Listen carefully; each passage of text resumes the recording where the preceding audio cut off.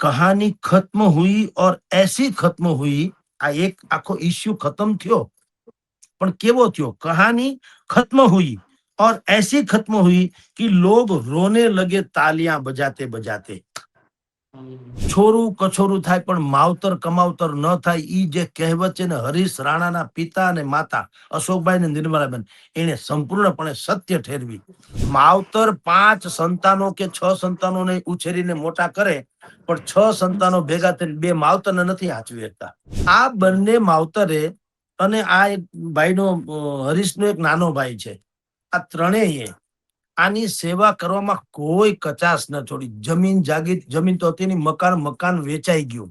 જે લવલી દીદી છે બ્રહ્માકુમારીઝ, એણે દીકરાને ચંદન વગેરેનું તિલક કર્યું અને એણે કીધું કે સબકો ક્ષમા કર ઓર સબસે ક્ષમા માંગ.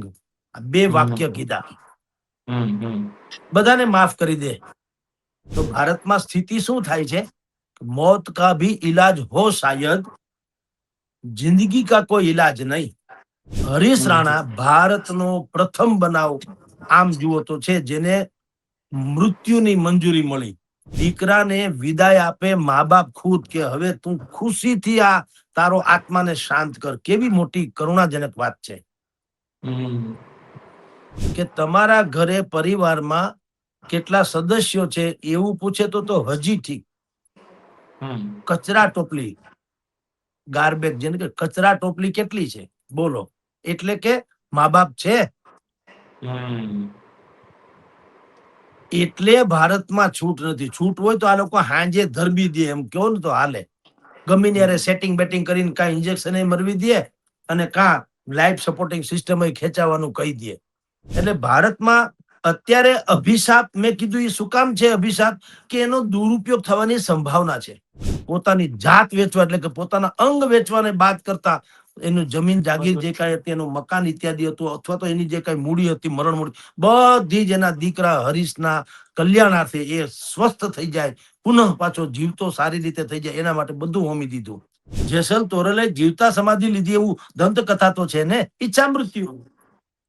તો ઈચ્છા મૃત્યુ જે છે એ આપણે ત્યાં ખાલી લૌકિક વ્યવહાર ન બની જાય એ જુદી ઘટના, અલૌકિક ઘટનાઓ તો અનેકો અનેક છે.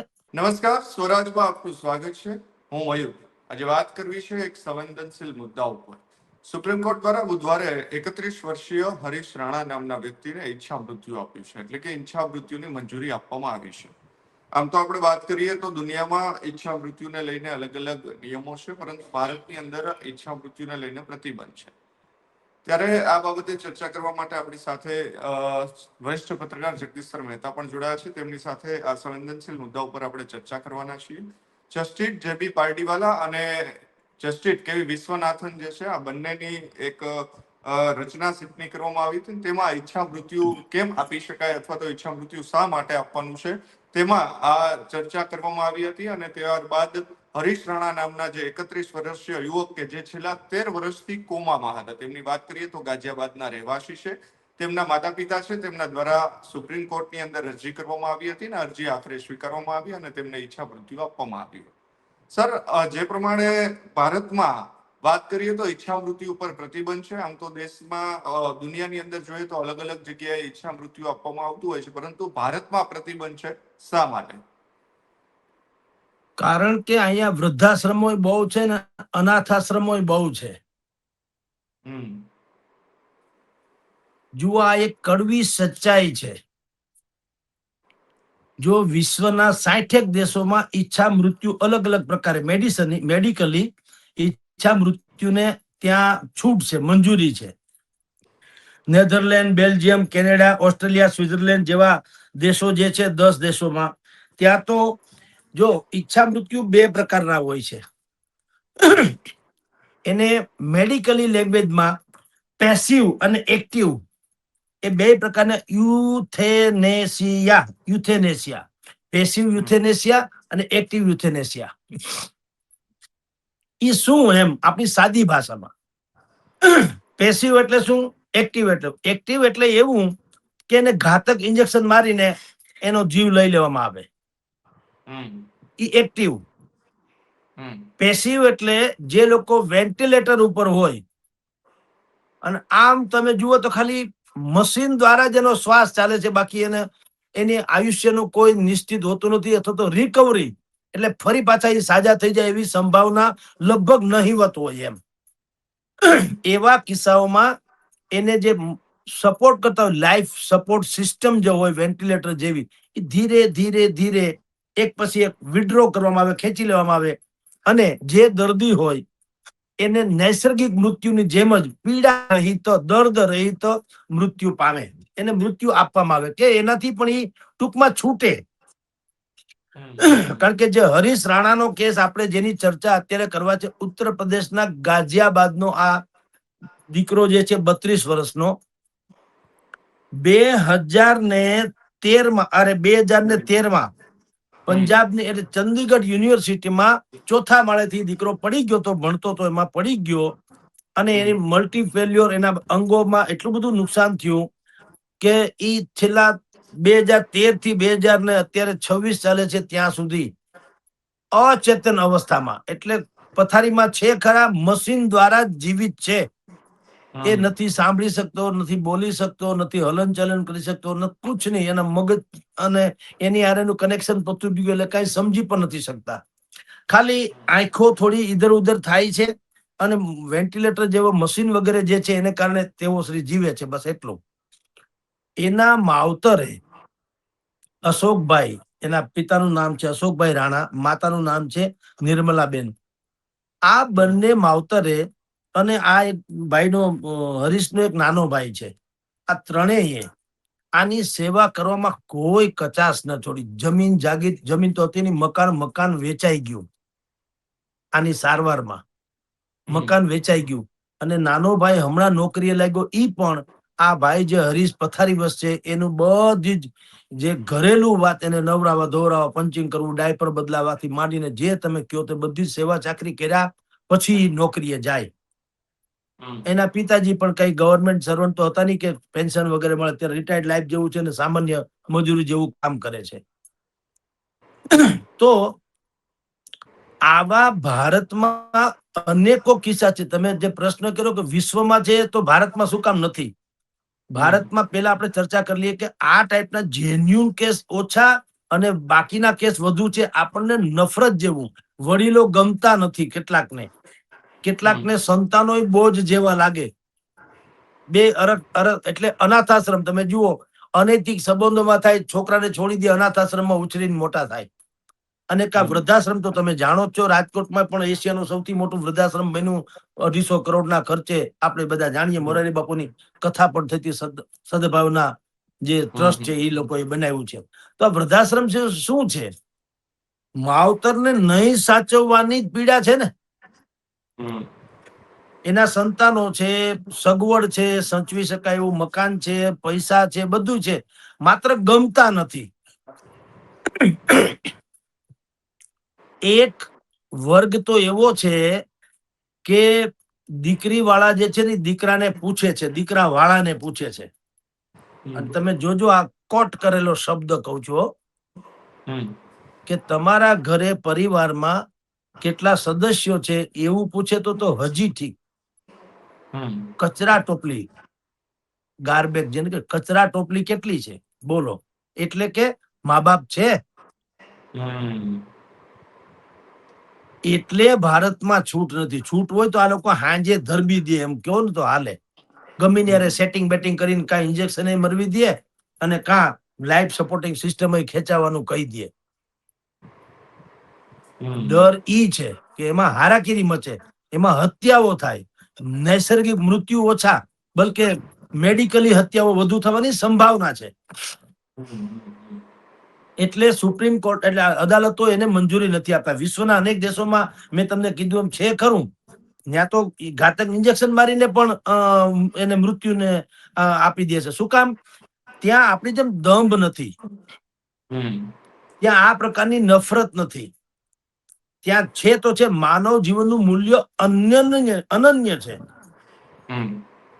તમે વિચાર કરો, આપણે ત્યાંથી કરોડો રૂપિયાનું ફિલેકું કરીને જે આલિયા માલિયા બધા વયા ગયા છે પરદેશમાં, એને અહીંયા મોકલવામાં જે પ્રત્યાર્પણ જેને કહેવાય, સંધિ આપણે જે તે દેશ હારે કરીએ, અમારા આરોપીને તમે અમારા દેશમાં લાવો, અમારે એની અમે કેસ કરવો છે. હમ. વિજય માલ્યાના કેસમાં તમે વિચાર કરો, ત્યાંની સરકાર જ્યાં અત્યારે બ્રિટનમાં કે જ્યાં રહે છે, ત્યાંની સરકારના કર્મચારીઓ એટલે અધિકારીઓ અહીંયા ચાર્ટર્ડ પ્લેન કરીને આવ્યા આપણી જેલ જોવા, કે અમારા નાગરિક એટલે હવે એ નાના નાગરિક પણ છે, અમારો નાગરિક ને તમારો આરોપી ભલે વિજય માલ્યા છે, પણ એ આરોપ સિદ્ધ હજી આરોપી છે, દોષી તો નહીં. તો તમે ટ્રાયલ બેઝ ઉપર જ્યાં સુધી તમારી જેલોમાં રાખવા માંગો છો, ઈ જેલ અમારા આરોપીને લાયક છે? બોલો બોલો. જમાઈની જેમ વાત થઈ ને, ત્યાં ટીવી છે કે નહીં, વેન્ટિલેશન છે કે નહીં, છાપું આવે છે કે નહીં, સવારે નાસ્તો છે કે નહીં, જીમ છે કે નહીં, પ્રાર્થના કરી શકે કે નહીં, આવું બધું બોલે. હવે આ તો કઈ આ તો આ કઈ જેલ છે કે શું છે એમ કહું. અને જો એવી જેલો અહીં થાય તો અહીંયા કેટલાક લોકોને એમ છે કે આના કરતા જેલમાં હારું. એટલે આપણે ત્યાં દંભ ભયંકર છે. માવતર 5 સંતાનો કે 6 સંતાનોને ઉછેરીને મોટા કરે, પણ 6 સંતાનો ભેગા થઈને 2 માવતરને નથી હાચવી શકતા. કોઈને ગમતું નથી. બાપુજીનો સ્વભાવ આમ છે, કાકો કેમ કે બાનો સ્વભાવ કચકચીયો છે. નવી નવેલી જે પત્ની આવે ને, અને પત્ની ઘેલો પતિ હોય એ પાછો માની લે. પત્ની શું કે બાનો સ્વભાવ બહુ કચકચીયો છે. તો તમે નાનપણથી હાવ એમનું સૌજન્યતા પૂર્વક જ જન્મા છો ને એવી રીતે જીવન ઓછીને મોટા થયા છો. તમારી કોઈ આંગળાઈ નથી. આપણે નાના હોય તે કેટલા નખરાળા હોઈએ, દરેક હોય. આપણે શું આપણા નખરાને માવતરે સહન કરી લીધા કે નહીં? હવે આ વડીલોના નખરા સહન કેમ નથી થતા? અને એ નથી થતા ને ડખો છે એટલે ભારતમાં પ્રતિબંધ છે. તમને કહું કે એમાં આડઅસર થવાની સંભાવના બહુ છે.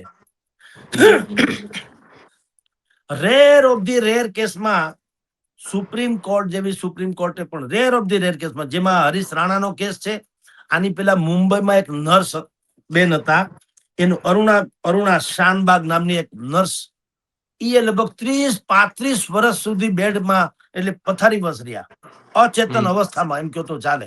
મળદું છે એમ કહો તો ચાલે, ખાલી શ્વાસોશ્વાસ તો વેન્ટિલેટરના આધારે ચાલે. એને પણ સુપ્રીમ કોર્ટે પછી માનવતાના નામે કે ભાઈ આ રીતે આખી જિંદગી પીડા ભોગવે છે, પાછું એની રિકવરીની કોઈ વ્યવસ્થા કે એની આશા નથી. તો જેમ આપણને જીવવાનો અધિકાર છે, બંધારણમાં આપ્યો છે કલમ 21 હેઠળ કે સમથિંગ, ગૌરવપૂર્વક જીવવાનો અધિકાર, એમ હવે ગરિમાપૂર્ણ મૃત્યુનો પણ આપણને અધિકાર છે. ભાઈ જીવન મારું છે તો સમાપ્ત કરવાની પણ મને અધિકાર હોવો જોઈએ ને. આવી બધી ડિપ્લોમેટિક વાતો ચાલે. પણ કોર્ટ આપણે ભારતમાં એક પાછી સારી વ્યવસ્થા છે કે સુપ્રીમ કોર્ટ મંજૂરી આપે તો પણ એમાં અનેક પ્રકારની શરતો મૂકે, જે હરીશ રાણા કેસમાં પણ મૂકવામાં આવી. શું મૂકવામાં આવી? કે એમાં એક ટીમ સદસ્ય, 5 ડોક્ટરોની ટીમમાં પેલિએટિવ કેર, ન્યુરોલોજીસ્ટ હોય, એનેસ્થેસિયા ને નિષ્ણાંત હોય, બીજા 2 ડોક્ટર્સ હોય, 5-6 ડોક્ટરોની પેનલની રચના કરવામાં આવે. એ ડે ટુ ડે મોનિટરિંગ કરે જે તે દર્દીને, જેને જેમ કે હરીશ રાણાને અત્યારે દિલ્હીની એમ્સમાં કરવામાં આવી રહ્યું છે. લાઈફ સપોર્ટિંગ સિસ્ટમ ઉપર અત્યારે છે. ધીરે ધીરે ધીરે એને ખસેડી લેવામાં આવશે. અત્યારે શું કર્યું છે? ફીડિંગ ટ્યુબ જે છે, PEG કહેવાય છે, ફીડિંગ ટ્યુબ. ઈ જે છે ને ક્લિનિકલી એ છે ને એસિસ્ટન્ટ એટલે ન્યુટ્રિશન ને હાઇડ્રેશન ની બધું જે જરૂરી આવશ્યકતા હોય એ આ ટ્યુબ દ્વારા, ફીડિંગ ટ્યુબ દ્વારા એને આપવામાં આવે. એને ધીરેથી હળવેકથી એ ઓછું કરશે. પછી ટ્રેકિયોસ્ટામી, આ બધા આ મેડિકલી શબ્દો છે, પણ બોલવું એટલા માટે પડે કે કદાચ બીજા લોકોને ખ્યાલ આવે કે કઈ રીતે મૃત્યુને પણ કઈ રીતે ગરિમાપૂર્વક આપી શકાય, એની મેથડ સમજાય એટલે કહું છું. બાકી તો મૂળ વાત એ છે, ડોક્ટરોની નિગરાની હેઠળ ક્રમશઃ ધીરે ધીરે પીડા રહિત મૃત્યુ, નૈસર્ગિક મૃત્યુ એટલે કે દર્દીને લગભગ અહેસાસ ન થાય એવી રીતે એનું જીવ છે શાંત થઈ જાય. તો પેસિવ યુનેસ્થેસિયા અને એક્ટિવ યુથેનેસિયા, આ 2 પ્રકારના જે મૃત્યુ છે મેડિકલી આપવાની વિશ્વભરમાં વ્યવસ્થા. એમાં એક્ટિવ એટલે ઇન્જેક્શન, ઘાતક ઇન્જેક્શન આપીને મારવાની વાત, એ ભારતમાં પૂર્ણપણે પ્રતિબંધિત છે. આ જે અહીંયા હરીશભાઈ રાણા નામના યુવાન 32 વર્ષના યુવાનને જે મૃત્યુ આપવામાં આવી રહ્યું છે, મૃત્યુની મંજૂરી એ છે પેસિવ, એટલે કે એને જીવન આવશ્યક કે જીવન ટકાડી રાખે મશીન ઉપર, એ ધીરે ધીરે હટાવે એટલે એનો જીવ શાંત થઈ જાય. પણ મયુરભાઈ, ભારતમાં તમારો પ્રશ્ન છે એનો જવાબ એ છે, ભારતમાં આને મંજૂરી એટલા માટે નથી. આપણે એને સારી ભાષામાં કેવું હોય તો ભારતમાં સ્થિતિ એવી છે કે મોત કા ભી ઇલાજ હો શાયદ. અત્યારે જો હરીશ રાણાને મોતનો ઈલાજ જ થઈ ગયો છે ને, જીવાડવાનો ઈલાજ નથી થતો. તો ભારતમાં સ્થિતિ શું થાય છે? મોત કા ભી ઇલાજ હો શાયદ, જિંદગી કા કોઈ ઇલાજ નહીં. ગરિમાપૂર્ણ જીવવું એ અત્યારે મોટા ભાગના ઘરોમાં તમે જો ઘેર ઘેર માટીના ચૂલા જેવું છે. વડીલોની હાલત, દિવ્યાંગોની હાલત, બીમારની હાલત, ન કમાવનારા જે સંતાનો હોય કે જે કોઈ સદસ્યો હોય એની હાલત તમે જુઓ. વિધવા થઈને દીકરી પાછી આવી હોય કે મોટી ઉંમરના ફૈબા કે કોઈ પણ કાકી માસી આવ્યા હોય એની હાલત, પેન્શન વગરના વૃદ્ધની હાલત એ એવી છે કે બધાય લોકો એમ કે મોત કા તો ઇલાજ હો ભી શાયદ, કદાચ મોતનો ઇલાજ હશે પણ જિંદગી કા કોઈ ઇલાજ નહીં. એટલે ભારતમાં આ પરિસ્થિતિ વિશેષતઃ છે. એટલે આપણે ત્યાં આ પ્રકારના મેડિકલી મૃત્યુને બહુ રેર ઓફ ધી રેર કેસને બાદ કરતા, જેમ કે અત્યાર સુધીમાં કોઈને નથી આપ્યું. ઓલા મેં અરુણાબેન જે નર્સની વાત કરી તો પછી એને મંજૂરી મળી હતી પણ એનું કુદરતી મૃત્યુ થયેલું. હરીશ રાણા ભારતનો પ્રથમ બનાવ આમ જુઓ તો છે જેને મૃત્યુની મંજૂરી મળી. એમાં એને તો બિચારાને ખબર નથી, ઓબ્વિયસલી એ તો અનકોન્શિયસ છે એટલે એને ખબર નથી. પણ એના મા બાપ જે છે અશોકભાઈ રાણા અને નિર્મલાબેન, એ બંને માવતરે દુનિયાભરની સેવા ચાકરી કરી લીધી, ઘર-બાર વેચી નાખ્યા મેડિકલી ટ્રીટમેન્ટમાં. પણ એને એમ જયારે લાગ્યું કે હવે આ દીકરો કોઈ કાળે રિકવરી થઈ શકે એમ નથી, તો બે વસ્તુ છે. એક તો એની પીડા અસહ્ય છે, માવતરથી સહન ન થાય એવી, અને આર્થિક તબાહી તો છે જ. તો જેની રિકવરી જ નથી, તો એના કરતા એને ગરિમાપૂર્ણ મૃત્યુ આપીને કમસે કમ એને દેહ છૂટે, એની પીડા ઓછી થાય અને ભગવાન એને બીજી ક્યાંય પણ, જ્યાં આપણે કહીએ છીએ ને યા તો મોક્ષ આપે યા બીજે જન્મ આપી દે, એવી જે આપણી માન્યતાઓ છે એને આધીન પછી બ્રહ્મા કુમારી માં માને છે. આનો પરિવાર જે છે ને એ બ્રહ્મા કુમારીઝમાં માને છે.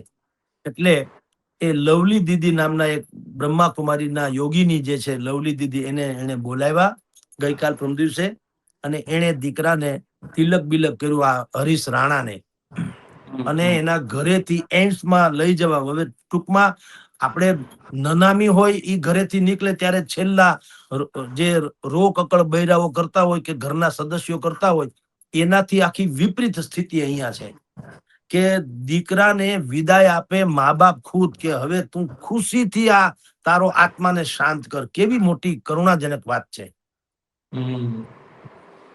માણસ મૃત્યુ નહીં, એનું જીવન ઝંખે ને દરેક વ્યક્તિ અંતિમ શ્વાસ સુધી, અંતિમ ઘડી સુધી એવું ઈચ્છે કે એનો દીકરો જીવે. કેટલાક કિસ્સાઓમાં ભયંકર કારનામા કરેલા દીકરાઓને જયારે ફાંસી જેવી કે મોતની સજા થાય તોય માવતર ઈચ્છતા હોય કે મોતને આજીવન કેદમાં પલટાવો, કમસે કમ જીવશે તો ખરો. કારણ કે માવતર માટે એ અપરાધ નથી, એને અપરાધ જેના માટે કર્યો હોય એ જુદી ઘટના છે. આવા કિસ્સાઓમાં એક માવતર પોતે એના દીકરાને વિદાય આપે છે કે બેટા જા, તારું શરીરને શાંત કર. એટલે જે લવલી દીદી છે બ્રહ્મા કુમારીઝ, એને દીકરાને ચંદન વગેરેનું તિલક કર્યું અને એને કીધું કે સબકો ક્ષમા કર ઓર સબસે ક્ષમા માંગ. આ બે વાક્ય કીધા. બધાને માફ કરી દે. તને જે તારા જીવનમાં લાગતું હોય, અનકોન્શિયસ મગજમાં તું વિચારતો હોય બોલી ન શકતો હો, તને એમ લાગે કે આને કારણે હું પડી ગયો અથવા આને કારણે મારે મુસીબતમાં મુકાવવું પડ્યું, એ જે હોય તે વાસ્તવમાં તો એક અકસ્માત હતો, ચોથે માળેથી યુનિવર્સિટીના ચોથે માળેથી પડી ગયો ને દીકરો અનકોન્શિયસ થયેલો. પણ બે ઘડી માની લ્યો કાંઈ પણ અજુગતું બન્યું હોય તો સબકો ક્ષમા કર और सबसे क्षमा मांग और अब વિદાય લો, એવું લવલી દીદીએ કીધું કે ખેર જે થવું તે થઈ ગયું, હવે તારા આત્માને શાંત કર, કારણ કે આ ના ઈલાજ એવો દર્દ છે. તું પીડા છો, તારા માવતરે હેરાન થાય છે. અમારાથી તારી પીડા, તારા માવતરથી તારી પીડા જોવાતી નથી.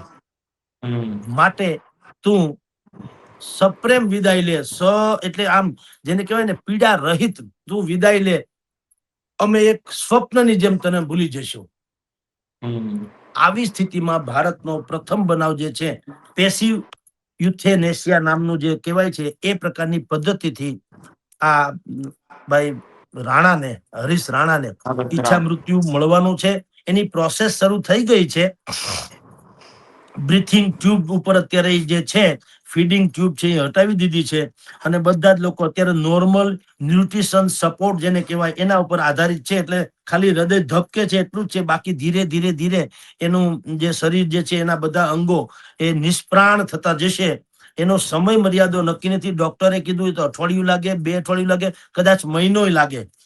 પણ હવે એને જયારે મળી જ ગઈ છે, સુપ્રીમ કોર્ટ દ્વારા મંજૂરી મળી ગઈ છે, ત્યારે એના શરીરને શાંત કરવાની મેડિકલી અને કાનૂની એ પ્રકારની પ્રક્રિયા ચાલી રહી છે.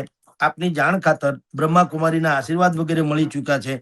અને ડોક્ટરોની પેનલ જે છે એ ડે ટુ ડે અને વ્યવસ્થિત રીતે રિપોર્ટ પણ કરે છે અદાલતને કે કેવી કન્ડિશન છે, શું છે, શું નહીં, વગેરે વગેરે. અને એના પરિવારે જેમ એના દીકરાને મૃત્યુનું વરદાન આપ્યું, અભિશાપ જેને આમ તો મૃત્યુનો કોઈને કહેવાય નહીં, જીવનનો વરદાન આપવું જોઈએ બદલે અને મૃત્યુ તો અભિશાપ ગણવામાં આવે, તેમ છતાં એના ખુદના માવતર એમ કે છે કે મારા દીકરાને બિલકુલ શાંત મૃત્યુ અથવા તો એનું શરીર શાંત થાવો, પીડા રહિત થાવો. અને બીજો નિર્ણય એને કર્યો છે કે એના જે કઈ અંગો, જે બાકીના અંગો જે અત્યારે છે, એ જો કોઈને કામ આવી જતા હોય, કેવડી મોટી તમે કલ્પના કરો, ઉદારતાની તો ચરમસીમા કહેવાય. એક તો દીકરાને મને કમને પણ દીકરાને મરવા માટે મંજૂરી આપી, આમ જુઓ તો. અથવા તો એ પ્રકારની એને સ્વીકૃતિ કરી લેવી કે હવે દીકરો મૃત્યુના દ્વાર તરફ જઈ રહ્યો છે, એમ કરીને ઘરેથી વિદાય કરવો. અને પાછું બીજો નિર્ણય કર્યો કે એના અંગ જે કિડની છે, લીવર છે, હૃદયનો છે, વાલ્વ છે, ફેફસા છે, એમાંથી કાંઈ પણ ખપ લાગે હોય તો બીજાને 2-5 જણાને જે જીવન મળ્યું તે. એટલે આમાં આપની જાણ ખાતર હરીશભાઈના પિતા જે અશોકભાઈ છે ને એના મમ્મી નિર્મલાબેન છે, આની ઉદારતાની, આના સમર્પણ ભાવની, આની એ સંતાનો પ્રત્યેની લાગણીની, માવતરની ચરમસીમા કહી શકાય એવું ઉદાહરણ પણ મયુરભાઈ એને પૂરું પાડ્યું છે. જી સર, આમ તો ભારતનો આ પ્રથમ કિસ્સો છે કે જે હરીશ રાણાને ઈચ્છા મૃત્યુ મળ્યું છે. અગાઉ પણ તમે કહ્યું કે તેમને ઈચ્છા મૃત્યુ આપવામાં નહોતું આવ્યું, જે મહિલા હતી તેમને, જે 35 વર્ષથી પીડાતા હતા. પરંતુ હરીશ રાણા છે તેમને ભારતનો એવો પ્રથમ કિસ્સો છે કે તેમને ઈચ્છા મૃત્યુ આપવામાં આવ્યું છે. ત્યારે ઈચ્છા મૃત્યુ હવે ભારતની અંદર વરદાન રીતે સાબિત થશે કે અભિશાપ રીતે, શું માનો છો તમે? જો કે આ સુપ્રીમ કોર્ટે હરીશ રાણાના કેસમાં જેટલી શરતોને આધીન ઈચ્છા મૃત્યુની મંજૂરી આપી, એ ગાઈડલાઇન્સને બિલકુલ કોઈ પણ પ્રકારના સમજોતા વગર, બાંધછોડ વગર જો અનુસરવામાં આવે તો એ વરદાન સાબિત થાય. કારણ કે હરીશ રાણા એ એક નથી, આવા દેશમાં અનેકો સંતાનો, માવતરો, દર્દીઓ, વ્યક્તિઓ, બધા જ લોકો અલગ અલગ છે કે એ લોકો કેવળ ને કેવળ જીવે છે ક્યાં સુધી, જ્યાં સુધી તેઓ મૃત્યુ ન પામે ત્યાં સુધી, બાકી એનો કોઈ ઈલાજ નથી.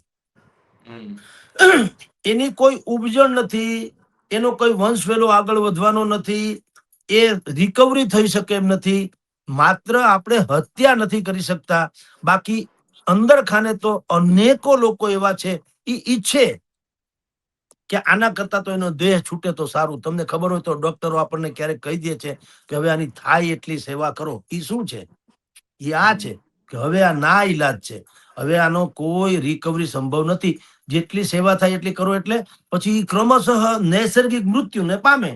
ઘરે લઈ જાય. આપણે ડોક્ટર સેવા ન કરી શકે અથવા તો જેટલા તમને મેડિકલી ઉપકરણો દ્વારા જે એને સર્વાઈવલ ન થઈ શકતો, આપણે ઘરે શું થાય? ઘરે તો લાગણી હોય, બીજું શું હોય? માવતર હોય કે સંતાન હોય, લાગણી હોય, પ્રેમથી બિચારા કાંઈ ન થાય દર્દીને આપણે આળ પંપાળ કરીએ, પાણી પાઈએ, દૂધ પાઈએ, ગંગાજળ પાઈએ વગેરે વગેરે, પૂછીએ બાપા તમારે કઈ ઈચ્છા છે કે નહીં, સંતાન હોય તો એને પૂછે, ઓલા હોય તો એને વગેરે વગેરે. પણ લાગણી સિવાય તો કઈ હોય નહીં. કરુણા, લાગણી, પ્રેમ, સ્નેહ બધું જ હોય. અને અંતે એ જે દર્દી હોય એ પછી મૃત્યુ પામે. એટલે આપણે ડોક્ટર એમ કે છે કે હવે થાય એટલી સેવા કરો. એટલે ભારતમાં અત્યારે અભિશાપ, મેં કીધું એ શું કામ છે અભિશાપ? કે એનો દુરુપયોગ થવાની સંભાવના છે. તમે જુઓ, એક જમાનામાં ગર્ભમાં રહેલું સંતાન એ સ્ત્રી છે કે પુરુષ, કન્યા છે કે બાળક, એ જે વાત હતી એના માટે થઈને જે જે મેડિકલમાં ઉપકરણો આવ્યા હતા, સોનોગ્રાફી જેને કે છે, એ સોનોગ્રાફીમાં બીજું કઈ, ખરેખર સોનોગ્રાફી શેના માટે હતું? કે જે નવજાત શિશુ જેનો જન્મ હજી બાકી છે, એ બાળક, એમાં કોઈ ખામી તો નથી ને, દિવ્યાંગ નથી ને કોઈ હિસાબે, એના માટે સોનોગ્રાફી હતી. આપણે ત્યાંનો ઉપયોગ શું થયો તો વચ્ચે, હવે તો બહુ પ્રતિબંધ આવી ગયો છે, કેટલાક છાને ખૂણે થતા હશે, પણ મોટા ભાગે તમે જુઓ એનો ઉપયોગ શું થયો? દીકરી હોય તો એને દૂધ પીતી કરી દો, એમાં ગર્ભમાં અથવા તો એને જન્મ આપીને સીધું ખતમ કરો. હું કામ? દીકરાની જ અપેક્ષા બધાને હતી.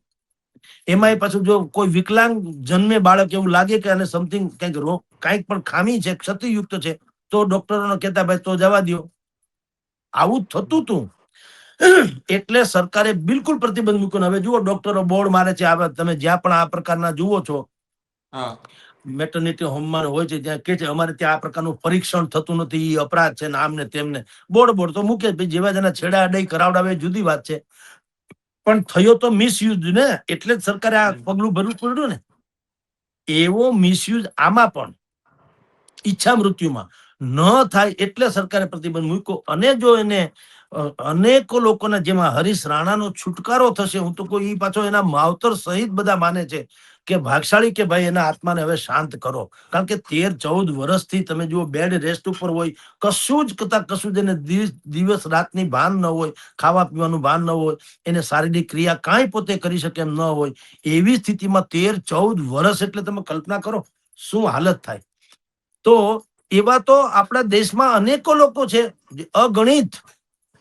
પણ આ જે રૂલ્સ જે છે, એ કાયદાને અત્યંત કડક બનાવવામાં આવે, અને રેર ઓફ ધી રેર ને બદલે એને સાર્વજનિક કરવામાં આવે કે ભાઈ આ પ્રકારનો મલ્ટી ફેલ્યુઅર જે હોય, હવે તમામ અંગ જ્યારે અકસ્માતથી માંડીને બીજા કોઈ પણ કારણોસર ફેલ થઈ ગયા હોય, ન જોઈ શકે, ન સાંભળી શકે, ન બોલી શકે, ન ખાઈ શકે, ન પી શકે, ન પોતાની એક શ્વસન ક્રિયા પણ માત્ર વેન્ટિલેટરના આધારે કરી શકતો, બાકી કાંઈ ન કરી શકે, એવી સ્થિતિમાં તો એનોય છુટકારો થાય એ વધુ સારું. કારણ કે એમાં બે લોકો હેરાન થાય ને, એક તો દર્દી પોતે, બીજો એનો પરિવાર. એ આર્થિક રીતે સદ્ધર ન હોય તો એ હોમાઈ જાય. જેમ કે આ કેસમાં અશોકભાઈ ને નિર્મલાબેન રાણા જે છે, એ આખું હોમાઈ ગયો, એનો પરિવાર, ઘર, મકાન, જમીન વેચાઈ ગયું, અને દીકરાને અંતે પાછું મળ્યું તો કઈ નહીં. હવે મળવાનું દીકરાનું શબ જ આમ જુઓ તો.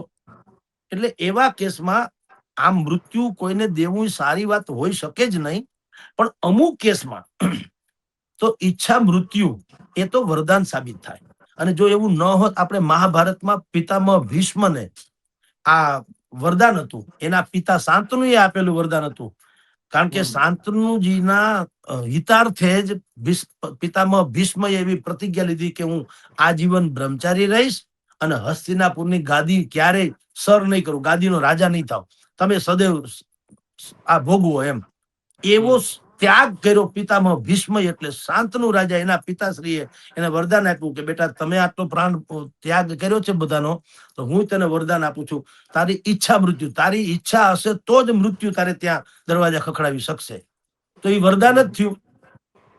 મૃત્યુ ટાળી નથી શકાતું, પણ ઈચ્છા પ્રમાણેનું મૃત્યુ મળે એવું ક્યારેય મળતું નથી હોતું.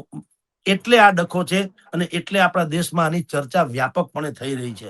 એટલે તમારો જે પ્રશ્ન છે કે જો અમુક જેન્યુઅન કેસમાં કે પરિવાર આર્થિક રીતે તબાહ થતો અટકે, અને જે દર્દી છે એ પીડા રહિત મૃત્યુ પામીને બીજા એના યોનિમાં, જ્યાં આપણી માન્યતા છે એ પ્રમાણે એને જેવા કર્મને આધીન જ્યાં પણ એને અવતાર મળે તો એ થાય ને, અહીંયા બધાનું શાંતિ જળવાય, કે અથવા તો એક સ્વસ્થ સમાજનું નિર્માણ થાય, એવી સ્થિતિમાં ઈચ્છા મૃત્યુ વરદાન. પણ જેમ મેં તમને સોનોગ્રાફી વાળી વાત કરી, જેમ વૃદ્ધાશ્રમ વાળી વાત કરી, જેમ અનાથાશ્રમ વાળી વાત કરી, એવી રીતે મને કોઈ માણસ, મને ફાધર મધર ન ગમતા હોય અને હું ડોક્ટરને કહી દઉં કે આને લગાડો ઇન્જેક્શન, કામ કરો તમામ, એવી સ્થિતિ થવાની સંભાવના વધુ છે, તો એ અભિશાપ છે. જી સર, જે પ્રમાણે છેલ્લા 13 વર્ષથી પરિવાર સેવા કરી રહ્યો હતો, તેમના જે પિતા હતા તેઓ પણ પહેલા કેટરસની અંદર કામ કર્યા હતા, ત્યારબાદ તેમની એજ થઈ જતા ત્યાંથી તેમને માત્ર પેન્શન આવી રહ્યું હતું. ત્યારબાદ તેમણે બર્ગર અને સેન્ડવિચ વેચીને દીકરાની 13 વર્ષ સુધી સેવા કરી. અત્યાર સુધી તેઓ સેવા કરી રહ્યા હતા. ગાઝિયાબાદની હાઈકોર્ટની અંદર પણ તેમણે ઈચ્છા મૃત્યુની માંગ કરી હતી, પરંતુ ત્યાં સ્વીકારવામાં નહોતી આવી. આખરે તેમણે સુપ્રીમ કોર્ટમાં કરી અને સુપ્રીમ કોર્ટે ઈચ્છા મૃત્યુની જેવા માંગ કહેવાય તે સ્વીકારવામાં આવી. એટલે કે કુટુંબીજનોની જે પરિસ્થિતિ અને તે ને લઈને તેમણે ઈચ્છા મૃત્યુ માંગ્યું, ત્યારે આ પરિવારજનોએ જ્યારે ઈચ્છા મૃત્યુ માંગ્યું છે, ત્યારે સમાજ માટે આ શું સંદેશો હશે? મયુરભાઈ, આ તમારો જે પ્રશ્ન છે એ અત્યંત કરુણાજનક. કરુણ એટલે જુદી ને કરુણા એટલે જુદું. કરુણ એટલે દયાજનક, કરુણા એટલે પ્રેમ વરસાવવાની લાગણી વાળી વાત છે, એવો પ્રશ્ન છે. એ માવતરની સ્થિતિ કેવી હશે? મેં તમને કીધું એમ, દરેકને એવી ઈચ્છા હોય કે એનો દીકરો, જવાન જોધ દીકરો, યા તો ભણી ગણીને કોઈ બહુ સારો એથ્લેટિક્સ બને, કોઈ સારો અફસર બને, કોઈ સારો નાગરિક બને, કોઈ સારો કલાકાર બને, અથવા તો કમસે કમ પિતાની ટેકણ લાકડી, એને ટેકારૂપ બને એના પિતાના ઉત્તરાર્ધના જીવનમાં. વૃદ્ધ પિતા થાય ત્યારે એમ લાગે કે હવે મારા દીકરા જે છે એ કામે ચડી ગયા એટલે મને વાંધો નહીં, પોરો ખાવા મળશે, આપણી ભાષામાં. અને એટલા માટે માવતરો સંતાનો માટે શું નથી કરતા? જાત હોમી દે એમ કહે તો ચાલે. આ કેસમાં પણ એવું જ કર્યું. છોરું કછોરું થાય પણ માવતર કમાવતર ન થાય, ઈ જે કહેવત છે ને, હરીશ રાણાના પિતા અને માતા અશોકભાઈ ને નિર્મલાબેન, એને સંપૂર્ણપણે સત્ય ઠેરવી. પોતાની જાત વેચવા એટલે કે પોતાના અંગ વેચવાને બાદ કરતા એનું જમીન જાગીર જે કાંઈ હતી, એનું મકાન ઇત્યાદિ હતું, અથવા તો એની જે કાંઈ મૂડી હતી, મરણ મૂડી, બધી જ એના દીકરા હરીશના કલ્યાણાર્થે, એ સ્વસ્થ થઈ જાય, પુનઃ પાછો જીવતો સારી રીતે થઈ જાય, એના માટે બધું હોમી દીધું. અંતે પણ શું થયું? 13, 14, 15 વર્ષની આટલી મોટી પીડા એને સહન કરી માવતરે, ઈ આશાએ કે સંભવ છે કે એ પાછો કદાચ જીવતો થાય. પણ કમનસીબે એના ભાગ્ય નબળા અને મેળ ન પડ્યો, તો એને હવે વિદાય આપવી પડી. મેં આની પહેલા થોડી વાર પહેલા તમને કીધું, ઘરેથી દીકરાને વિદાય કઈ રીતે આપી? કે જા બેટા, તારું શરીર શાંત કર. આ કે જેવીતી વાત છે, જીવતા જીવ દીકરાને વળાવવો, એ તો કઈ જેવી તેવી વાત તો છે નહીં. પાષાણ હૃદયનો માણસનું હૃદય પણ પીગળી જાય એવી કરુણાંતિકા કહી શકાય એવી આ ઘટના છે. એટલે જ એને આશ્રય લીધો. બ્રહ્માકુમારીજીના યોગીની જે છે લવલી દીદી આવ્યા, પણ કોઈ પણ હોત યોગીની, તો એટલે એને આશરો લીધો સાંત્વન આપવા માટે થઈને. કારણ કે આ આધ્યાત્મિક છે. હવે તો જીવન, એને આ વિદાય આપવી એ કોઈ શારીરિક કે દૈહિક કે વ્યવહારિક વાત નથી. એને આધ્યાત્મિક સપોર્ટ મળે તો જ મેળ પડે મતો. ઈચ્છા મૃત્યુ જે છે, સામાન્ય રીતે જે સંતો મહંતો શું કે છે કે તમે ઇન્દ્રિય નિગ્રહ એટલે ઇન્દ્રિયો ઉપર કાબુ મેળવી લ્યો તો પણ એ ઈચ્છા મૃત્યુ જેવું જ છે. તો તમારે ત્યાં મૃત્યુ પણ તમારા કાબુમાં છે, જો ઇન્દ્રિયોને તમે કાબુમાં કરી લો. અર્થાત ઇન્દ્રિયોને કાબુમાં કરવું એનો અર્થ એમ છે કે તમને સચેત અવસ્થામાં જે સારું લાગે તે જ કરો છો, ખરાબ લાગે તો નથી જ કરતા. એવું તમારું જયારે વર્ચસ્વ જે લાગણીઓ ઉપર, તો સમજવું કે જીવન અને મૃત્યુ બે ઉપર તમારો અધિકાર છે. જૈન સમાજ જે છે એમાં સંથારાની એક પ્રથા છે. એ શું છે? ઈચ્છા મૃત્યુનો એક પ્રકાર છે, દૈવિક છે. એ લોકો સંથારો મૃત્યુ કરે એટલે ક્રમશઃ ઈ ખોરાક ઓછો કરે, પછી પાણી નથી પીતા, અને આપણે જાણીએ છીએ. અને છતાંય કેટલાય દિવસો સુધી એ સંથારાની જે પ્રથા છે એ ચાલે છે. લોકો દર્શનાર્થે જાય છે, અને અમુક દિવસ પછી અહીંયા રાજકોટમાં ભાગ્યવંતાબાઈ મહાસતીજી, જેના નામનો અત્યારે ચોક છે અહીંયા, ભાગ્યવંતાબાઈ મહાસતીજી થઈ ગયા. એને જીવતા જીવત સંથારો લીધેલો. આપણા અનેક સાધુ સંતો વિશે દંતકથાઓ છે કે એને સમાધિ, જીવતા જીવત સમાધિ લીધી એવું કહેવાય છે. જીવતા જીવ સમાધિ એ પણ એક આ ઈચ્છા મૃત્યુનો પ્રકાર છે. જેસલ તોરલ શું છે? જેસલ તોરલે જીવતા સમાધિ લીધી એવું દંતકથા તો છે ને, ઈચ્છા મૃત્યુ. તો ઈચ્છા મૃત્યુ જે છે એ આપણે ત્યાં ખાલી લૌકિક વ્યવહારમાં બની જાય એ જુદી ઘટના. અલૌકિક ઘટનાઓ તો અનેકો અનેક છે. હમ આના જેવા માવતર ને એના જેવા સંતાન આવી બધી બાબતો હોય એ કેસમાં આનું વર્ણન કરવું પણ યોગ્ય છે. બાકી વૃદ્ધાશ્રમમાં માવતરને મોકલનારા લોકોને પાછું તમે મા બાપ ની ભૂલશો નહીં એમ ગીત ગાય તો એનો શું મતલબ? હમ એક સંતાન મા બાપને ભલે એનો કંઠ સારો હોય અને ગાતો હોય ને ડાયરામાં ડોલાવી દે બધાને, મા બાપને ભૂલશો નહીં, અગણિત છે ઉપકાર એના, એને કદી વિસરશો નહીં એમ બોલતા હોય, અને તમે પૂછો કે તમારા મા બાપ ક્યાં છે કે વૃદ્ધાશ્રમમાં, અમારે ક્યાં જામે છે એની હારે, તો એનો મતલબ શું? હમ આ કેસમાં હરીશભાઈ રાણાના પિતા અશોકભાઈ અને માતા જે છે નિર્મલાબેન, એને કાળજાના કલેજાને ઉછેરવામાં ખામી નથી રાખી, એમ બચાવવામાં ખામી નથી રાખી. હમ 13 વર્ષ સુધી બેડ રેસ્ટ, દુનિયાભરની બીજી આ એમ્સમાં અત્યારે જે ચાલે છે ને એ બધી તો હાવ અંતિમ વાત છે. એને નગરી નગરી દ્વારે દ્વારે ધૂંઢેરે સાવરિયા જેવું કોઈ હોસ્પિટલ આસપાસની ખામી બાકી નથી રાખી જ્યાં એના દીકરાના ઈલાજ માટે ભટકા ન હોય. હું તો શબ્દ વાપરીશ, ભટકા ન હોય. હમ પછી જયારે ડોક્ટરે કીધું હોય કે આની સેવા કરો, થાય એટલે આમાં કઈ હવે ઓલું થાય એમ નથી, ઘરે તમે જુઓ તો હોસ્પિટલ જેવું બનાવેલું, આખું ઘરનો એક મુદ્દાનો કાર્યક્રમ બની ગયો. 4 જીવ જે બીમાર દર્દી હતા, તે, એની માતા, એના પિતા અને એનો નાનો ભાઈ, આ ચારે ચાર, એમાં પીડિતને બાદ કરો તો ત્રણેયની જિંદગી, એના જિંદગીના અમૂલ્ય વર્ષો એ બધા આ દીકરાની સેવામાં ગયા. હમ અને તેમ છતાંય પાછો મેળ તો પડ્યો જ નહીં. અને દીકરાને ઈચ્છા મૃત્યુની મંજૂરી આજથી 3 વર્ષ પહેલાની માતાએ અદાલતમાં ધા નાખી હતી કે ભાઈ હવે અમે લોકો બીજી રીતે પણ કહીએ છીએ, અમારા દીકરાને હવે મુક્તિ અપાવડાવો, એની પીડા અમારાથી જોવાઈ જતી નથી. અમે આર્થિક રીતે ખરપાઈ ગયા, અમને જરાય અફસોસ નથી, પણ દીકરો હજી પીડા જે છે એ દીકરાને અમે નથી રમાડી શકતા, નથી દીકરાને ઉછેરી શકતા, નથી પીડામાંથી બહાર કાઢી શકતા, નથી બચાવી શકીએ એમ. તો હવે એની પીડા, એના ભાગમાં આટલું બધું કણસવાનું લેખું હોય, સોરી, એના કરતા ભગવાન એના આત્માને શાંત કરો, અમને રજા આપો. અને એ જ થયું. લવલી દીદી આવ્યા, એને જે થોડુંક આધ્યાત્મિક પાઠ પૂજા વગેરે જે કરવું ઘટે એ કર્યું, અને દીકરાને કીધું ને માવતરને સમજાવ્યા કે હવે આ દીકરાને વિદાય આપો.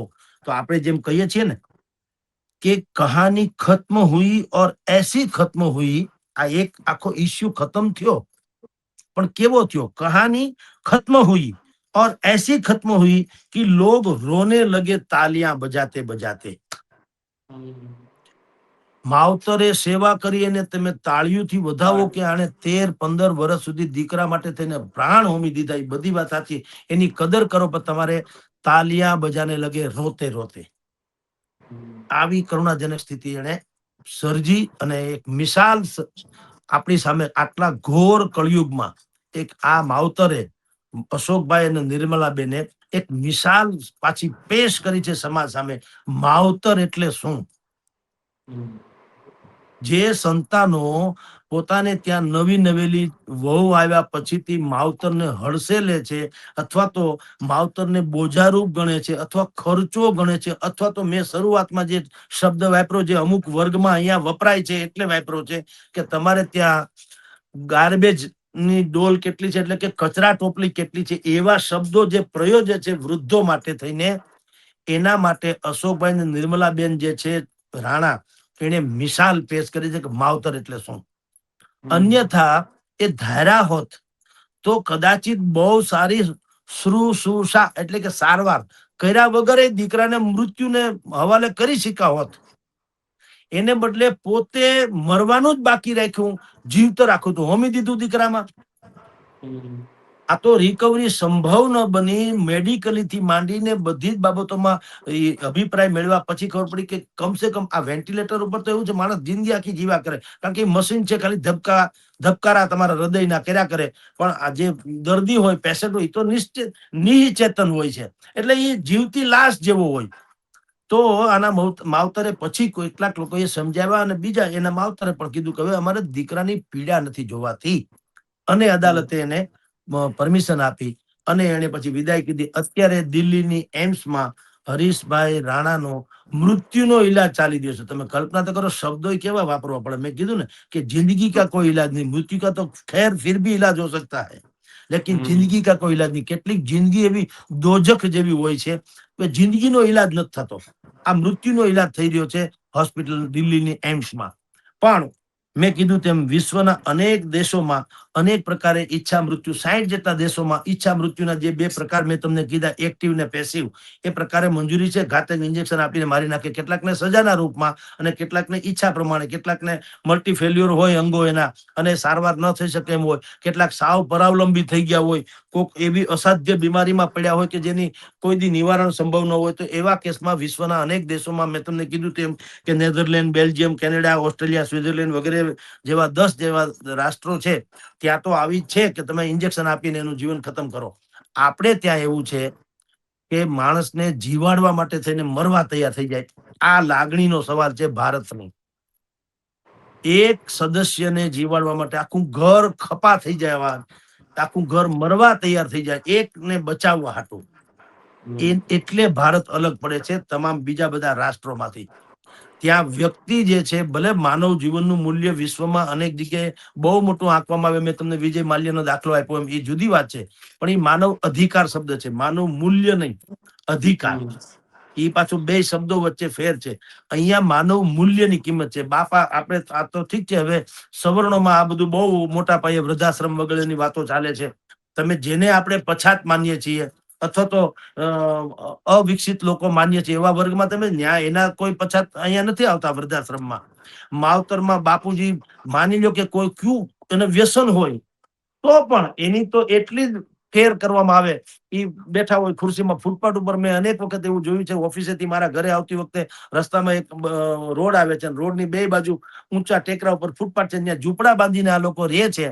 એ ઝૂંપડા બાંધીને રહે, એમાં ભાઈ જે ઘરનો મોભી હોય, બાપુજી સમજો, એ પછી ભાંગલી તૂટલી ખુરશી હોય એમાં બેઠો હોય રાજા રજવાડાની જેમ, અને રોટલા થાય એટલે કે હાલો બાપા રોટલા થઈ ગયા, સૌથી પહેલા એની થાળી પડે છે. ત્યાં કોઈ દિવસ બાપા ગમતા નથી, બાપામાં ખર્ચો છે, બાપામાં અવાજ કચકચ્યો છે, બાનો સ્વભાવ સારો નથી, આવી કોઈ પીંજણ ન્યા નથી થતી જેને આપણે પછાત માનીએ છીએ. ખરેખર તો એમાંથી આપણે પ્રેરણા લેવી જોઈએ. આપણે ઉજળિયાત વર્ગો જેને કહીએ છીએ, શિક્ષિત ને ભણેલા ને ફોરવર્ડ ને બધા સુધરેલા ને, એમાં આ બધા ડખા બહુ છે. બાને ક્યાં જામે છે, બાનો સ્વભાવ બહુ કચકચ્યો છે, એમ કરીને વૃદ્ધાશ્રમમાં મૂકી આવે. આપણે વૃદ્ધાશ્રમની સ્ટોરીઓ અનેક વસ્તુ સાંભળી છે.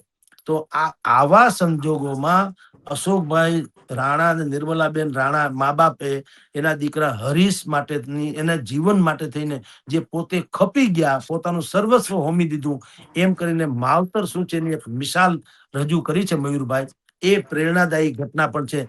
હરીશનું જીવન તો થોડાક દિવસમાં શાંત થશે, પરમાત્મા એને એના ત્યાં મોક્ષ આપે એને માની લ્યો, પણ એના માવતરે સાબિત કરી દીધું કે આ તો ઠીક છે, હરીશ તો બિચારો અનાયાસે આવી રીતે દુઃખમાં પડ્યો હતો, પણ છોરું કછોરું થાય પણ માવતર કમાવતર નથી થતા, એની મિસાલ પેશ કરી છે આ બંનેએ. એટલે હજી આના ઉપરથી આપણે ત્યાં ઈચ્છા મૃત્યુને તો સરકાર વ્યવહારિક રીતે કે કાયદાકીય રીતે બનાવે ત્યારની વાત ત્યારે, એ જુદી ઘટના છે ડિબેટની. પણ અત્યારે આના ઉપરથી એમ તો જે લોકોએ પોતાના માવતરોને વૃદ્ધાશ્રમમાં મોકલ્યા છે, અથવા વિકલાંગ જે સંતાનો હોય કે સદસ્ય, કોઈ પણ ઘરના સદસ્ય વિકલાંગ હોય, અથવા તો માની લો કે કમાણી કાંઈ ન હોય, કેવળ એમ લાગે કે ખર્ચો જ છે, જેમ મેં તમને કીધું કે દીકરી કે ફઈબા કે કાકી કે મામી કે ઘરના કોઈ માની લો કે દુખિયારી મહિલા, એટલે એના ધણીનું અવસાન થયું, વિધવા થયા હોય માની લો, એવા કેસમાં જયારે એને બહુ દુઃખદાયક રીતે જીવાડે છે, એને હડસેલે છે, એના માટે થઈને આ જે નિર્મલાબેન ને અશોકભાઈ રાણા છે, એ બિલકુલ નવો તમારી જાણ ખાતર એક પ્રેરક ઘટના છે કે માવતર કોને કહેવાય, વડીલો કોને કહેવાય, એ બી રીતે સાચવો તમારા સંતાનોને, તો ઈચ્છા મૃત્યુની ઈચ્છા પ્રમાણેનું જીવન પણ આપણે એને આપી શકીએ. મૃત્યુ તો પછીની ઘટના છે. જી મયુરભાઈ.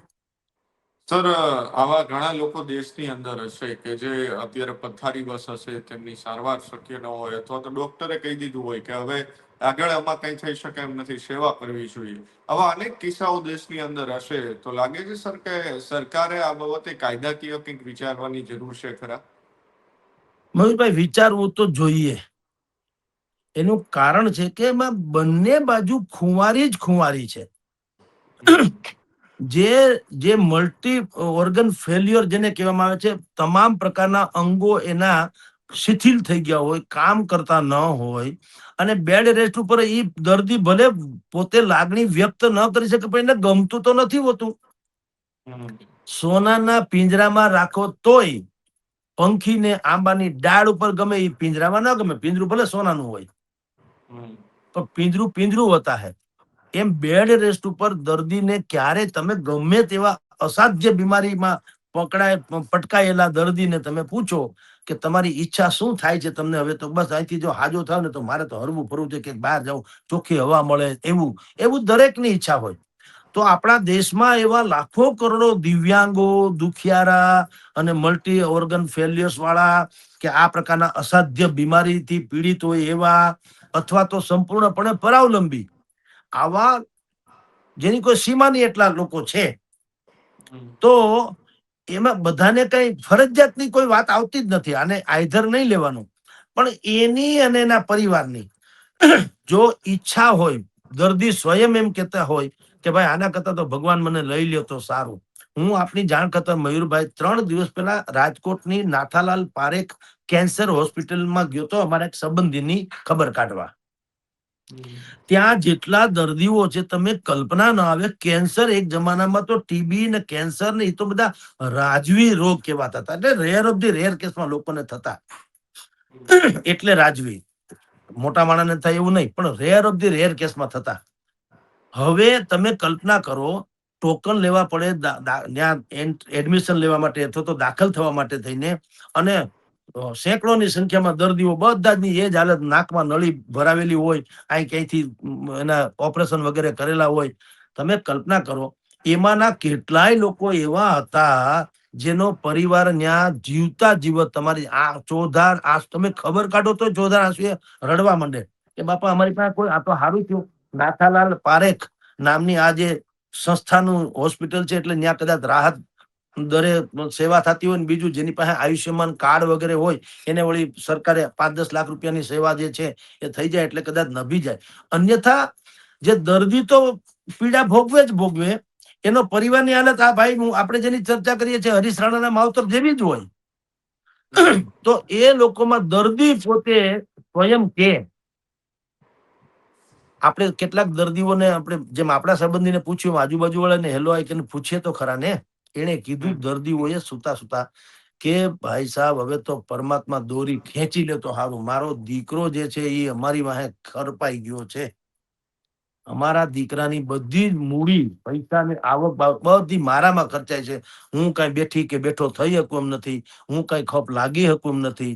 એના કરતા દોરી ભગવાન ખેંચી લે તો સારું. આવા અનેક બેડ રેસ્ટ દર્દીઓએ કીધેલા વાક્યો કહું છું. તો આ તો મેં એક અમસ્તી ઝલક આપી. તમે દેશભરમાં જેટલી હોસ્પિટલો છે, તમે ત્યાં, હું તો કહું ને, શાળાના છોકરાઓ જે છે ને, કોલેજિયન્સ, એના હોસ્પિટલની મુલાકાતો કરાવડાવવી જોઈએ, એટલે એને જીવનના મૂલ્યની ખબર પડે, સંબંધોની ખબર પડે, અને ખબર પડે કે આપણે માવતર ન હશે, ભવિષ્યમાં આપણે જયારે માવતર બનશું ત્યારે આપણી સ્થિતિ પણ કેવી હોઈ શકે.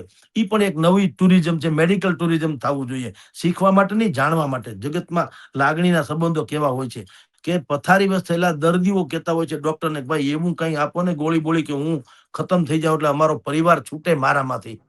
અને છતાંય પરિવારજનો કહેતા, ના ના માં આવું કઈ બોલો માં, એવું કઈ થોડું છે, હમણાં હાજા થઈ જાઓ તમે, હજી આપણે ફલાણાભાઈના દીકરાના ઘરે જનોઈ છે એ જોઈને જવાની છે, કે દીકરાના લગ્ન છે જોઈને, એમ કરીને આશ્વાસન આપે. તમે કલ્પના કરો, આ કેવી બધી, આ ભારતીયતા છે, આ સંસ્કૃતિ છે. સંસ્કૃતિ એ કઈ 100 ગ્રામ 150 ગ્રામ કોઈ દુકાનેથી લેવાની ચીજ વસ્તુ નથી. સંસ્કૃતિ એટલે જીનેટિક સાયન્સમાં વણાયેલી વાતો છે, એના ડીએનએ માં છે સંસ્કૃતિ. કે ગમે તેમ થાય, જીવતા જીવત થાય એટલી સેવા કરી લઈએ, થાય એટલા પ્રયત્નો કરી લઈએ, પણ માણસને યમરાજના મુખમાં અકાળે જતા અટકાવીએ. તો ભારતમાં સરકારે, તમે જેમ કીધું એમ, આવા અનેકો દર્દી છે, એમાં કોઈ શંકા નથી, એને ગરિમાપૂર્વક મૃત્યુ, આને જેને એને એમ કહેવામાં આવે છે ડિગ્નિફાઈડ ડેથ, એને right to die with dignity, એવો એક શબ્દ છે. એટલે કે ગરિમા પૂર્વક મૃત્યુનો અધિકાર, એમ રાઈટ ટુ ડાય, મૃત્યુનો અધિકાર પકડાય વિથ ડિગ્નિટીઝ, ગરિમાપૂર્વક, પડસેલા ખાઈને નહીં. આપની જાણ ખાતર, ભલે આપણે ત્યાં ઈચ્છા મૃત્યુને મંજૂરી નથી, પણ ઈચ્છા જેવું જીવને જીવવાને મંજૂરી, નહીતર એની મંજૂરીની જરૂર નથી. ઈચ્છા જેવું જીવન ક્યાં કોઈ જીવી શકે છે? લાખો કરોડો લોકો એવા છે કે જેના માટે જીવતર પોતે દોજખ છે. એને જિંદગીને, મેં તમને કીધું ને કે મોતનો તો હજી ઈલાજ છે, પણ જિંદગીનો કોઈ ઈલાજ નથી. તો આવા જે લોકો કરોડો લોકો છે જ્યાં પણ દેશમાં જે જગ્યાએ એમાં બંને પક્ષે આ પ્રકારના રૂલ્સ જે અદાલતથી માંડીને મેડિકલના તમામ નોર્મ્સ જે કહેવાય એને 100% પાલન કરીને આવા જે આત્માઓ જે છે પીડાય છે, જે આપણે પછી એને એમ કહીએ છીએ કે એના ભાગમાં આવું હોય છે અને એ આપણે બધું માન્યતાઓ છે, આગલા જન્મના કરમ ને ભરમ ને એ જે હોય તે, પણ આ પીડા રહિત મૃત્યુ જો એ પામી શકતા હોય તો એના દેહનો છુટકારો થાય, કારણ કે આત્મા અમર છે એવું આપણે માનીએ છીએ. આત્મા તો મરતો નથી, ખાલી શરીર બદલાવે છે, આજે આપણામાં છે કાલ બીજામાં આવે, પણ એનો છુટકારો થાય અને બીજા લોકો આર્થિક રીતે ખુવાર થતા અટકે. કારણ કે એક આખા પરિવારનું, તમે હરીશ રાણાના કેસમાં જુઓ છો, આખા પરિવારનું મિશન એક જ થઈ ગયું, હરીશભાઈને બચાવો. એમાં એનો નાનો ભાઈ છે એની પ્રતિભા પણ આમાં ઠંગુરાઈ ગઈ ને. એનામાં કંઈક પણ ગટ્સ હશે, માની લો સારો પત્રકાર થઈ શકે એમ હોય, સારો એથ્લેટિક્સ થઈ શકે એમ હોય, સારો બીજો કોઈ ક્રિકેટર કે ગાયક કે સારો એન્જિનિયર કે ડોક્ટર થઈ શકે એમ હોય, પણ એ સંભવ ન બન્યું. શું કામ? હરીશભાઈની સેવાના કારણે. તો ખોટું ભલે નથી, છે આદર્શ, ભાઈની સેવા કરવી કઈ જરાય ખોટું નથી, પણ ભાઈ રિકવર તો કોઈ કાળે થાય એમ જ હતા. ડોક્ટરે સ્વયં કહી દીધું કે આની કોઈ કરતા કોઈ હવે દવા છે નહીં. તો પણ મા બાપ અને એ ભાઈ એનો નાનો, આ ત્રણેયની જિંદગી તો હોમાઈ ગઈ. 3 જિંદગી આ હરીશભાઈમાં ખપાઈ ગઈ એમ તમે કયો તો હાલે. એવા આપણા દેશમાં લાખો કરોડો લોકો છે જે આવા દર્દીઓ, એના સગા સંબંધીઓને એ લોકો જીવાડે છે અને છૂટકા નહીં. એવા કરતા સરકારે થોડું કાયદો બનાવીને પણ આમાં ઈચ્છા મૃત્યુ વાળી વાત છે એને થોડીક ઢીલ તો મૂકવી જોઈએ, કે જ્યાં જેન્યુન કેસ છે એમાં એનો છુટકારો થાય અને પરિવારનો પણ આર્થિક રીતે ખુવારી થતી અટકે. આમાં જરાય ખોટું નથી, કારણ કે વિશ્વના અનેક દેશોમાં છે તો કોઈ પાગલ નથી, કોઈ કોઈના દુશ્મન નથી, માત્ર એનો દુરુપયોગ નતો. મેં તમને સોનોગ્રાફી વાળી વાત કરી છે એમ, એવી રીતે આ વૃદ્ધાશ્રમ હતો ખરેખર કોના માટે વૃદ્ધાશ્રમ? જેના નિહિ સંતાન હોય, આશરા વગરના લોકો હોય, એના માટે. સ્વાભાવિક જ છે કે ભાઈ કોઈ નથી જિસકા કોઈ નહીં તો ખુદા હોતા હે. પણ આપણે ત્યાં વૃદ્ધાશ્રમ થઈ ગયો એટલે મોટા ભાગે શું થઈ ગયું, જેના સંતાનો છે, સક્ષમ છે, બધી રીતે સારું છે, એને એમ છે વૃદ્ધાશ્રમ છે ને માવતરને અહીંયા ધકેલી દો, તમારે જે કરવું કરો. મેં હમણાં જ એક વૃદ્ધાશ્રમની વાત સાંભળી હતી. એક ભાઈએ મને વિડીયો મોકલાવેલો કે એણે એના માવતરને ફોન કર્યો, એના છોકરાને, કે તમારા માતુશ્રી હવે થોડાક દિવસના મહેમાન છે, તમે હવે અહીંયા આવીને એક વખત એના દર્શન કરી જાઓ, જેથી કરીને એના આત્મા, કારણ કે એ દીકરો એવું રટણ કર્યા કરે છે. દીકરાએ કીધું મારી મજબૂરી છે, હું નહીં આવી શકું, તમારે એનો આત્મા શાંત થઈ જાય, તમને ફાવે એવી રીતે અંતિમ ક્રિયામાં ન આવ્યો. હવે આ દીકરા કરતા તો વાણા કે ને આના આ કપૂત આવા થાય એના કરતા તો નિહિ સંતાન પણ વધુ સારું. એટલે કે ને કે ભાઈ જનની જણ તો જે જણે કા દાતા કા સૂર, નહીતર રેજે વાંજણી પણ મત ગુમાવીશ નૂર. એ જે કહેવત દુહો છે એ અમથો નથી. કપૂત હોય તો મતલબ શું છે?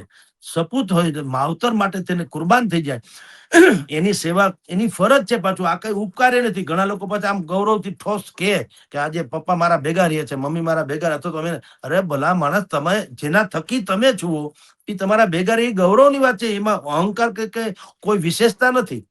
એટલે એવી બધી અત્યારે જે સ્થિતિ છે દેશમાં, જે હજારો લાખો પરિવારોમાં એવા કાં તો માવતર ગમતા નથી, કાં અમુક પ્રકારના દિવ્યાંગ જે સદસ્ય ઘરના હોય છે એને પણ લોકોને એમ લાગે ભારરૂપ પણ મારી નથી શકાતા, અને અમુક એવા દુખિયારી બેન દીકરીઓ હોય છે, અથવા તો કે ભાઈ દુખી થઈને આવ્યું હોય, માની લો વિધવા થઈને આવ્યા હોય તો હવે પુનઃ લગ્ન વાળું બધે ઠેકાણે પ્રચલિત પ્રથા, ભલે આમ છૂટ છે પણ છે નહીં. અમુક વર્ગ એવા છે કે ત્યાં પછી એક ભાવમાં બીજા ભાવ ન કરવાના, એવી બધી બાબતો હજી આપણે ત્યાં છે. તો એવા લોકોનું જીવન દોજક જેવું હોય, કારણ કે એને ડગલે ને પગલે રોજ મરવાનું થાય. કારણ કે તમારો ઈગો, અહમ કે તમારી ગરિમા ભંગ થાય એ પણ મૃત્યુ સમાન જ છે. મૃત્યુ એટલે ખાલી યમરાજા લઈ જાય એ જ મૃત્યુ નથી. અમુક લોકોનું અપમાન કરવો એ પણ મૃત્યુથી વિશેષ છે. તો એવા તો લાખો કરોડો પરિવારના સદસ્યો જે છે એ ડે ટુ ડે મરે છે એના જ સગા સંબંધીઓ દ્વારા, અમુક પ્રકારના મેણા ટોણાથી, અમુક પ્રકારની વર્તણૂકથી.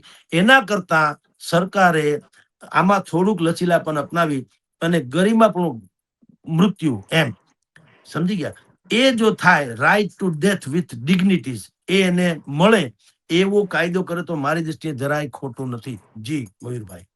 સર, હરીશ રાણાને જે પ્રમાણે ઈચ્છા મૃત્યુની મંજૂરી આપવામાં આવી, લાગે છે કે આવનાર દિવસોમાં આ કેસથી હવે ઈચ્છા મૃત્યુના દ્વાર ખુલ્યા છે? મે બી કદાચ એવું સંભવ છે, કારણ કે એક વખત જ્યારે તમે થોડીક પણ આમ બારી ખોલો તો પછીથી એ દરવાજામાં પરિવર્તિત થાય એમાં ના નહીં. કારણ કે સુપ્રીમ કોર્ટના તમે જોજો અમુક કિસ્સાઓમાં જ્યારે એને કોઈ ચક્રવર્તી ચુકાદો આપે, એટલે કે આપણી બધાની કલ્પના બહાર એવો ચુકાદો આપે, તો નીચલી અદાલતોના વકીલોથી ઈ સુપ્રીમ કોર્ટના ચુકાદાને ટાંકીને આવા કેસને લડતા હોય છે. અમુક કેસમાં ભરણ પોષણનો તમે જુઓ, કોંગ્રેસના વખતમાં રાજીવ ગાંધીના વખતમાં અદાલતે સાહબાનું કેસ બહુ ચકચારી થયો હતો. મુસ્લિમ સમાજમાં ભરણ પોષણ અપાવડાવ્યું હતું અદાલતે કીધું ને, તો ત્યાં તો તલાક તલાક તલાક એવું જ હતું. પછી તમે કોણ ને અમે કોણ, આપણી ભાષામાં. તો અદાલતે કીધું એવું ન ચાલે, તમે પત્ની તરીકે એને પરણીને લઈ ગયા હતા, તો હવે તમે એને કાઢી મૂકો એવું ના હાલે, એનું ભરણ પોષણ આપવું પડે. આ પહેલો ઇતિહાસમાં બનાવ હતો. પછી રાજીવ ગાંધીની સરકારે એ મુસ્લિમ તૃષ્ટિકરણ માટે થઈને આખો કાયદો બદલાવી નાખ્યો સંસદમાં, અને સુપ્રીમ કોર્ટના ચુકાદાને ફેરવી તોડ્યો. એ જુદી ઘટના છે. પણ અદાલતને લાગે વળગે ત્યાં સુધી હજી આપણે ભારતમાં એક ભગવાનની દયા છે કે કમસે કમ ઈ એક તંત્ર તો એવું છે કે જ્યાં હજી પાંચમની છઠ થવા ન દે. એટલે આ કેસને પણ હરીશ રાણાના કેસને ટાંકીને પણ અનેક લોકો જે આવા સદસ્યોથી પીડિત હોય એની વાત કરું છું, એ લોકો કદાચિત એવી કોશિશ, અને એમાં પાછું જરાય ખોટું નથી કે જેની રિકવરીની કોઈ પ્રકારની ઉમ્મીદ સુદ્ધા નથી, ડોક્ટરોએ સ્વયં હાથ ખખેરી નાખ્યા હોય, તો પછી એ આત્માને હેરાન કરવાનો મતલબ નથી હોતો અને પરિવારે ખુવાર થવાનો કોઈ મતલબ નથી હોતો. કારણ કે કોઈ રિઝલ્ટ તો છે જ નહીં, કોઈ મારી નાખવા તૈયાર નથી. પણ જે મરવું છે એને પણ પીડા રહિત મૃત્યુ શું કામ ન આપી શકીએ? આપણે જીવવાનો અધિકાર એને આપીએ છીએ સંપૂર્ણપણે એની ઈચ્છા પ્રમાણે, એમ એની ઈચ્છા પ્રમાણે મૃત્યુ શું કામ ન આપીએ? એટલે કેટલાક કિસ્સાઓમાં તો આવા લોકો ન્યા ઓલે પણ તો સોગંદનામું થાય છે વિશ્વના અનેક દેશોમાં. તો લિવિંગ જેને કઈ કહેવાય છે ડિક્લેરેશન, એ કે જો ભવિષ્યમાં હું ભવિષ્યમાં એમ કે કોઈ પણ પ્રકારનો નિર્ણય લેવા સક્ષમ ન બનું, સંપૂર્ણપણે પરાવલંબી થઈ જાઉં, મલ્ટી ઓર્ગન ફેલિયર્સ થઈ જાય મારા, અને હું લગભગ મૃત્યુ શયા પર જેવો હોઉં, તો મને ઈચ્છા મૃત્યુ મારું મોત લઈ આવવું, મને મૃત્યુ આપી દેવું, મને ખોટે ખોટો ટીંગાડીને આપણી ભાષામાં. એમ ભારતમાં તમારી જાણ કરતા અનેક માવતર કે અનેક સંતાનો કે અનેક સદસ્યો કુટુંબના એવા છે જે પોતાના ચીર પરિચિત કે વાલના ટુકડા જેવા સંતાનો કે માવતર કે સદસ્યો થકી આવી પીડામાંથી અત્યારે પસાર થઈ રહ્યા છે. તો એમાં બેનો છુટકારો થાય અને માનવીય રીતે એને ગરિમાપૂર્વક મૃત્યુ મળે અને પરિવાર એમાંથી થોડોક મોકળો થાય, તો એમાં જરાય આમ જુઓ તો ખોટું નથી. તો ભારતમાં પણ હવે આ સુપ્રીમ કોર્ટે મંજૂરી આપી અને આ હરીશ રાણાનું જ્યારે પણ એનું શરીર શાંત થશે, હું માનું ત્યાં સુધી કદાચ પછીથી એ ચુકાદો જે છે એ સર્વવ્યાપી ચારેકોર ચર્ચાનો મુદ્દો બનશે. અને દેશમાં અનેક કિસ્સાઓમાં એવું જેન્યુઅન કિસ્સાઓની વાત કરું છું, એમાં પછી હા મંજૂરી મળી ગઈ એટલે મંડો મારવા એમ નથી.